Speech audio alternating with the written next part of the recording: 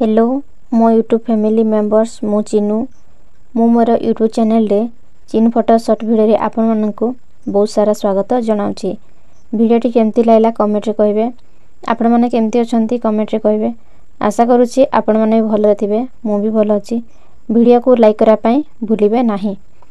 आज रो टॉपिक रे मु ने आछि जागृत भाव। आज रो टॉपिक रे मु ने आछि जागृत भाव। जणे अमेरिका राजा थिले से समस्त को विश्वास करुथिले। से भाबुथिले जे से ए दुनिया रो तांकर केही हेले शत्रु नाहंती। दिने मंत्री महाशय राजा को कहिले आज्ञा मु गोटे विचित्र स्वप्न देखिली जे चारिआडे कलाहांडिया मेघ घांटी आसुची। हठात ताहा बर्षिया को लागिला। एते पानी जे बन्या आसी गला। से बन्या रे आपण ओ मु भासी जीवा को लागिले। एतिके बेले मो निद भांगी गला। एई स्वप्नर अर्थ कोन बोली जानिबा लागि जणे पंडित को पचारली। से कहिले जे विपद माड़ी आसुची किंतु विपद केउ भाबे केउ भरी आसीबो ताहा कहि हेबो नाही। राजा मंत्री को पचारले एबे कोन करबा। मंत्री कहिले मुकाबिला लागि प्रस्तुत हेबा। तापरे मंत्री समस्त को कोनसी अहानुभूति विपद लागि प्रस्तुत हेबा को कहिले। अनेक दिन हैला जुब भाष करी नथिबा सैन्य बळ पुणी समीर विद्यार अभ्यास रे लागले।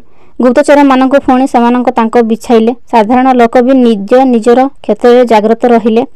एमिति अनेक दिन चली गला। दिने राजा गुप्तचर मान खबर आनी पहुँचले जे मंत्री केवल मिछ कथाटिए कहउछंती कारण जेमिति कोनोसी विपद नाही। एहा सुनी राजा पचारले ताहा हेले मंत्री उद्देश्य कोन।